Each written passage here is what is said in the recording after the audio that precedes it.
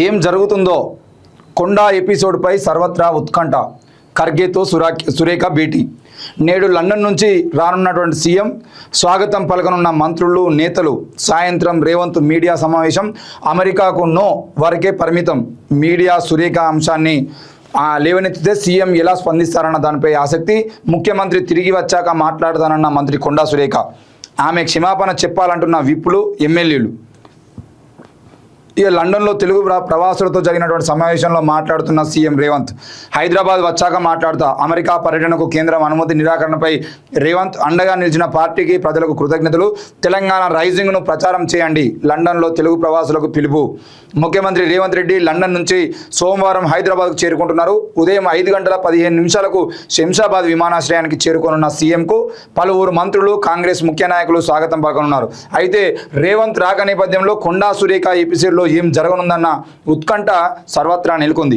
CM Revanth Reddy London పర్యటనకు వెళ్ళడానికి కొన్ని గంటల ముందు కొండా సుస్మితా పటేల్ ఆయనపై అనుచిత వ్యాఖ్యలు చేసినటువంటి విషయం అందరికీ తెలిసిందే. అయితే ఆమె రాష్ట్ర మంత్రి కొండా సురేఖ కుమార్తె కావడంతో రాజకీయ వర్గాల్లో ఆమె వ్యాఖ్యలు ఒక్కసారిగా కలకలం రేపాయి. ప్రభుత్వంలో బాధ్యత గల మంత్రి కుమార్తె అయి ఉండి సీఎంపై అనుచిత వ్యాఖ్యలు చేయడంతో టీపీసీసీ క్రమశిక్షణ కమిటీ రంగంలోకి దిగి సురేఖకు షోకాజ్ నోటీసు జారీ చేసింది. అయితే సుస్మితా పటేల్ వ్యాఖ్యలు ఆమె వ్యక్తిగతమని, తనకు షోకాజ్ నోటీస్ జారీ చేయడం సహజ న్యాయ సూత్రాలకు విరుద్ధమంటూ సురేఖ వివరణ ఇచ్చారు అని చూస్తున్నాం. అయితే కాంగ్రెస్లో స్వేచ్ఛ ఎక్కువే, హద్దులు దాటితే ఎవరినైనా సహించమని కొండా సురేఖ ఇతర నేతల క్రమశిక్షణ కమిటీ ఏఐసీసీలో తుది నిర్ణయం అని చెప్పేసి మహేష్ కుమార్ గౌడ్ అంటున్నాడు. బెంగళూరుకు వెళ్ళి కలిసినటువంటి మంత్రి సురేఖ 15 నిమిషాల పాటు సమావేశం. కాంగ్రెస్ని, గాంధీ కుటుంబాన్ని విమర్శించలేదని చీఫ్కు వివరణ. పార్టీకి, సీఎంకు వ్యతిరేకంగా మాట్లాడడం సరికాదన్నటువంటి ఖర్గే క్రమశిక్షణ కమిటీకి వివరణ ఇవ్వాలన్న సూచన 2 సార్లు ఇచ్చానన్న మంత్రి. రాష్ట్ర కాంగ్రెస్లో చోటు చేసుకున్న పరిణామాల నేపథ్యంలో మంత్రి కొండా సురేఖ ఆదివారం ఏఐసీసీ అధ్యక్షుడు మల్లికార్జున ఖర్గేను కలిసినట్లు తెలుస్తుంది. ఇందుకోసం ఆమె బెంగళూరుకు వెళ్ళినట్లు గాంధీ భవన్ వర్గాల్లో ప్రచారం జరుగుతుంది. 4 రోజుల క్రితం కొండా సురేఖ కుమార్తె సుస్మిత ముఖ్యమంత్రి రేవంత్ రెడ్డిపై అనుచిత వ్యాఖ్యలు చేయడం, ఇందుకు టీపీసీసీ క్రమశిక్షణ కమిటీ ఇచ్చినటువంటి షోకాజ్ నోటీసుకు కొండా సురేఖ సమాధానం ఇవ్వడం కూడా జరిగింది అని చెప్పేసి మనం చూస్తున్నాం. అయితే ఇక్కడ ఏం జరుగుతుందో అనేటువంటి విషయం ఏదైతే ఉందో, ఈ ఏం జరుగుతుందో అనేటువంటి విషయము తెలంగాణ ప్రజలు కూడా అర్థం చేసుకోవాలి. ఎందుకనంటే కొండా సురేఖకు సంబంధించినటువంటి విషయంలో నిన్న కొండా సురేఖ ఎప్పుడైతే 4 రోజుల క్రితం ఆమె మాట్లాడిన తర్వాత ఎప్పుడో నెల రోజుల క్రితం కొండా సురేఖ ఓఎస్డీగా ఉన్నటువంటి సుమంత్ నిన్న అంటే ఆయన మీద ఒక ఎఫ్ఐఆర్ అయింది. ఆ ఎఫ్ఐఆర్ జూబ్లీహిల్స్కు తరలించారు, దాన్ని మార్చారు. ఇప్పుడు సుమంత్ను అరెస్ట్ చేయడం కోసం తెలంగాణ పోలీసులు తిరుగుతున్నారు. సుమంత్ కొండా సురేఖ ఇంట్లో ఉండడానికి కొంతమంది కామెంట్లు చేస్తున్నారు. సుమంత్ బయటికి వెళ్ళిపోయడానికి కొంతమంది, అంటే పరారులో ఉండడానికి కొంతమంది ప్రచారం చేస్తున్నారు. ఏం జరిగినా కూడా కొండా సురేఖ కుమార్తె ఈరోజు మాట్లాడగానే ఆమె ఓఎస్డీ ఎవరైతే ఉన్నారో ఓఎస్డీ సుమంత్ మీద ఒక కేసు నమోదైంది, అటెంప్ట్ మర్డర్ కేసు. ఇక దాని మీద ఆయనను బెదిరించిర్రు అని చెప్పేసి ఒక వ్యక్తి అంటే మన సుస్మితా పటేల్ మాట్లాడేంత వరకు కూడా ఎఫ్ఐఆర్ ఎందుకు చేయలేదు? ఆ వ్యక్తి ఎవరైతే ఉన్నారో, ఈరోజు నన్ను వాళ్ళు బెదిరించిరు అని చెప్పేసి చెప్తున్నటువంటి వ్యక్తి ఎవరైతే ఉన్నారో ఆయన ఎందుకు బయటకు రాలేదు అనేది ప్రశ్న. రెండవది, నిన్న ఈ కొండా సురేఖ ఓఎస్డీ ఎవరైతే ఉన్నారో ఆ ఓఎస్డీకి సంబంధించిన డ్రైవర్, ఆ ఓఎస్డీ సుమంత్ దొరుకుతలేడు అని చెప్పేసి ఆ ఓఎస్డీ డ్రైవర్ ఎవరైతే ఉన్నారో ఆ ఓఎస్డీ డ్రైవర్ని తెలంగాణ పోలీసులు అరెస్ట్ చేసినటువంటి తీరు ఏదైతే ఉందో అది కిడ్నాపా, అరెస్టా, అసలు ఏం జరిగిందనే విషయం తెలంగాణ ప్రజలకు కూడా అర్థమవుతలేదు. ఎందుకనంటే నిన్న ఒక టాటా సుమో వేసుకుని వచ్చిర్రు. టాటా సుమో రాకముందే 4 వ్యక్తులు ఆ ఓఎస్డీతో మాట్లాడుతూ ఉన్నారు, ఓఎస్డీ డ్రైవర్తో మాట్లాడుతూ ఉన్నారు. వాళ్ళు లుంగీల మీద, ప్యాంట్ల మీద, నైట్ ప్యాంట్ల మీద ఆయన రోడ్డు మీద పోతూ ఉంటే రోడ్డు మీద పోయేటువంటి వ్యక్తిని ఆపి ఆయనను కిడ్నాప్ చేశాడు. బండ్ల మీద వచ్చినటువంటి అందరూ ఏం జరుగుతుంది అని చూస్తున్నటువంటి పరిస్థితులు మనం చూస్తున్నాం. ఇక ఆయన ఆ సుమో ఎక్కడం కోసం చాలా ఇబ్బంది పడుతూ ఉంటే వీళ్ళు బలవంతంగా ఒక టాటా సుమోలో ఎక్కించుకొని పోయిర్రు. ప్రజలందరూ అక్కడ ఆగి ఏం జరుగుతుందని చెప్పేసి చూస్తున్నటువంటి సందర్భం కూడా మనం చూస్తున్నాం. ఆయన ఓఎస్డీ డ్రైవర్ తీసుకొచ్చుకున్న కుక్కపిల్ల కూడా ఇక్కడ నుండి అంటే ఆ కుక్కపిల్ల కూడా ఆగమాగం అవుతున్నటువంటి పరిస్థితి మనం చూస్తున్నాం. నేనేమంటున్నా అంటే ఒక ప్రైవేటు ప్రైవేట్ వెహికల్లో వచ్చినటువంటి వీళ్ళు అందరూ చూస్తుండగానే కిడ్నాప్ చేసినటువంటి సందర్భం మనం చూసినాం. అయితే తెలంగాణ పోలీసులు మొన్న రుతిరాజుకు సంబంధించి అంటే రుతిరాజు గారు మాట్లాడుతూ ఒక విషయం మాట్లాడిరు. ఏమని? తెలంగాణలో హైదరాబాద్ మాదాపూర్ హైటెక్ సిటీ దగ్గర లైఫ్ స్టైల్లో పనిచేస్తున్నటువంటి ఒక అమ్మాయి తన పని అయిపోయిన తర్వాత రోడ్డు దాటుతూ ఉండగా జనసేన ఎంపీ లింగమనేని రమేష్కు సంబంధించినటువంటి కొడుకు కారు, లింగమనేని రమేష్ జనసేన ఎంపీ కొడుకు, ఆయన కారు అతి వేగంతో వచ్చి అమ్మాయికి యాక్సిడెంట్ చేస్తే అక్కడికక్కడికి చచ్చిపోయింది. అది మర్డర్ కేసు. యాక్సిడెంట్ కేసులో లింగమనేని రమేష్ మీద 3 రోజుల పాటు కేసు కాకుండా, ఆ సీసీటీవీ ఫుటేజ్ బయటకు రాకుండా, కారు విషయాలు బయటకు రాకుండా, బయట పడకుండా జాగ్రత్తలు పడేటువంటి ప్రయత్నం తెలంగాణ పోలీసులు చేసిరు. దాంతోపాటు జనసేన ఎంపీ, జనసేనకు సపోర్ట్ చేసినటువంటి రేవంత్ రెడ్డి గారు కూడా సపోర్ట్ చేసిరు. నేనేమంటున్నా అంటే కొండా సురేఖ విషయంలో ఓఎస్డి ఈరోజు బెదిరించినటువంటి కేసులో ఉన్నాడు. లింగమనేని రమేష్ కొడుకేమో, ఎంపీ కొడుకేమో చాలా క్లియర్గా యాక్సిడెంట్ చేసిండు, చంపిండు ఓ మనిషిని. ఇప్పుడు ఆ మనిషిని చంపినటువంటి వ్యక్తి విషయంలో కేసు పెట్టమని చెప్పేసి అడిగితేనేమో ఈ కేసును విచారణలో ఉన్నటువంటి అధికారి ఎవరైతే ఉన్నారో రుతిరాజ్ గారు, వాళ్ళు ఏమంటారు అంటే 7 సంవత్సరాల లోపు ఉన్నటువంటి కేసులు ఏవైతే ఉంటాయో వాటిలో అరెస్ట్ చేయడానికి లేదు అని చెప్పేసి ఆమె చెప్తా ఉంది. మరి 7 సంవత్సరాల లోపు ఉన్నటువంటి కేసులు అరెస్ట్ చేయడానికి లేకపోతే ఈరోజు ఈ ఓఎస్డి సుమంత్కు సంబంధించిన డ్రైవర్ను ఎందుకు అరెస్ట్ చేసిర్రు? ఓఎస్డి సుమంత్ డ్రైవర్ను ఈయన మీద ఏం కేసులు ఉన్నాయి? యావజ్జీవ కారాగార శిక్ష పడేటువంటి కేసులు ఉన్నాయా? ఉరిశిక్ష పడేటువంటి కేసులు ఉన్నాయా? 7 సంవత్సరాల కన్నా ఎక్కువ శిక్షలు పడేటువంటి కేసులు ఆయన మీద ఏమున్నాయి? డ్రైవర్ మీద ఎందుకు అరెస్ట్ చేసిర్రు? ఓకే, సుమంత్ ఎక్కడ ఉన్నాడు మీకు తెలియదు, ఆయనను విచారణ చేయాలనుకున్నాండి, విచారణ ఇంటికి పోండి. దొరకకపోయేదంటే మీరు అక్కడ విచారణకు వచ్చినామని చెప్పేసి చెప్పండి, వాళ్ళ భార్యతో మాట్లాడండి, ఇన్ఫర్మేషన్ ఇవ్వండి, వాళ్ళ కుటుంబ సభ్యులకు చెప్పండి. ఎవరికీ చెప్పకుండా, ఏమీ చేయకుండా నడి రోడ్డు మీద పోతూ ఉన్నటువంటి వ్యక్తిని నడి రోడ్డు మీద మీరు దొరకబట్టి, వాకింగ్కి వచ్చినటువంటి ఒక డ్రైవర్ను నడి రోడ్డు మీద దొరకబట్టి ఆయనను కిడ్నాప్ చేసి పట్టుకపోవడం అనేది ఏదైందో ఇది దేనికి సంకేతం? లింగమనేని రమేష్ కొడుకును, జనసేన ఎంపీ కొడుకును అరెస్ట్ చేయమంటేనేమో మీరు అరెస్ట్ చేయరు, డ్రంక్ అండ్ డ్రైవ్ టెస్ట్ చేసి పంపిస్తారు.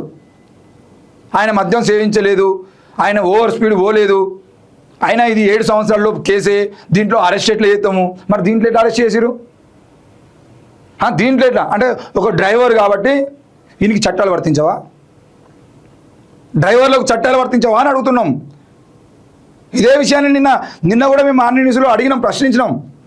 ఈరోజు లింగమనేని రమేష్ ప్లేస్లో ఒక సాధారణ తండ్రి ఉండి ఒక జనసేన ఎంపీ కొడుకు కాకుండా ఒక సాధారణ క్యాబ్ డ్రైవర్ కనుక ఉంటే అదే మాదాపూర్లో, అదే హైటెక్ సిటీలో అదే విధంగా ఒక క్యాబ్ డ్రైవర్ ఒక అమ్మాయికి గుద్ది చంపేది ఉంటే మీరు ఆయనను అరెస్ట్ చేయకుండా ఉంటారా? కేవలం తాగిండా లేదా అని చెప్పేసి టెస్ట్ చేసి వదిలేస్తారా అని అడుగుతున్నాం. దీనికి తెలంగాణ పోలీసులు సమాధానం చెప్పాల్సిన అవసరం ఉంది. రేవంత్ రెడ్డి గారు నేను మొత్తం ప్రజాపాలన చేస్తా, నేను పొడి చేస్తా, నేను తుడి చేస్తా అని చెప్పేసి మాట్లాడేటువంటి రేవంత్ రెడ్డి గారు ఏంటిది తెలంగాణ రైజింగ్ను ప్రచారం చేయండి అని చెప్తున్నాడు. ఏం రైజింగ్ అయ్యా? ఇప్పుడు ఆర్టీసీ క్రాస్ రోడ్లో సంధ్యా థియేటర్ తొక్కిసలాట కేసులో అల్లు అర్జున్ అనేటువంటి వ్యక్తి ప్రత్యక్షంగా హత్యకు సంబంధం లేనటువంటి వ్యక్తి, ప్రత్యక్షంగా అల్లు అర్జున్కు సంబంధం లేదు ఆ కేసులో. ఆయన ఎట్లా నిందితుడైన అని అంటే ఆయనకు పర్మిషన్ లేకపోయినా, ఆ ర్యాలీకి పర్మిషన్ లేకపోయినా ర్యాలీలో పాల్గొనడం ఆయన వల్లనే ఆ అక్కడ తొక్కిసలాట జరిగింది అనేటువంటి కేసులో అల్లు అర్జున్ను మీరు జైల్లో అంటే ఆ స్టేషన్లో ఒక రాత్రి అంతా ఉంచుకున్నారు. ఆయనకు బెయిల్ వచ్చినా కూడా బెయిల్ ఇవ్వకుండా నానా కథలు పడి అల్లు అర్జున్ని అరెస్ట్ చేసినాం మేము తెలంగాణ అని చెప్పి చెప్పుకోవడం కోసం కథలు పడి మీరు ఆయనను జైల్లో పెట్టేటువంటి ప్రయత్నం చేశారు. ఆయనకు బెయిల్ వచ్చింది, ఒక నైట్ అంతా ఆయనను మీ పోలీస్ స్టేషన్లో పెట్టుకున్నారు. ఓకే, అసలు ప్రత్యక్షంగా సంబంధం లేనటువంటి అల్లు అర్జున్ను జైలుకు పంపినటువంటి అంటే స్టేషన్లో అరెస్ట్ చేసి కూర్చోబెట్టినటువంటి రేవంత్ రెడ్డి గారు ఈరోజు ప్రత్యక్షంగా ఒక కాస్ట్లీ కార్లో కోట్ల రూపాయలు విలువ చేసేటువంటి కాస్ట్లీ కార్లో ఒక జనసేన ఎంపీ, పక్క రాష్ట్రానికి సంబంధించినటువంటి జనసేన ఎంపీ కొడుకు అతి వేగంగా వచ్చి ఒక అమ్మాయిని గుద్ది చంపితే, ప్రత్యక్షంగా ఆయన్నే చంపితే హత్యానేరం కేసు పెట్టకుండా జైలుకు పంపకుండా ఏంటిది డ్రంక్ అండ్ డ్రైవ్ టెస్ట్ చేసి పంపిస్తారా? ఇదేనా మీరు చేసేటువంటి న్యాయం? ఇదేనా తెలంగాణ రైజింగ్ అంటే? ఒక ఆడబిడ్డను నడి రోడ్డు మీద గుద్ది చంపితే ఆ ఆడబిడ్డకు న్యాయం చేయలేనటువంటి చాతగాని దద్దమ్మ ప్రభుత్వం తెలంగాణ రైజింగ్ అని మాట్లాడుతుందా? ఇంతకన్నా సిగ్గుమాలినటువంటి విషయాలు ఇంకేమైనా ఉంటాయా? ఏది తెలంగాణ రైజింగ్ అంటే ఏంది? ఒక ఆడబిడ్డ నా మీద అత్యాచారం జరిగిందనే ఒక కేంద్ర మంత్రి కొడుకు మీద కేసు పెడితే అది హనీ ట్రాప్ అని చెప్పేసి ప్రచారం చేసినటువంటి వ్యక్తుల మీద ఇప్పటి వరకు కేసు నమోదు కాలే, ఒక్కరిని అరెస్ట్ చేయలే.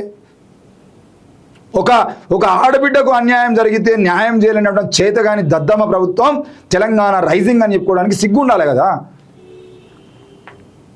ఏం రైజింగ్ అని ప్రచారం చేయమంటారు?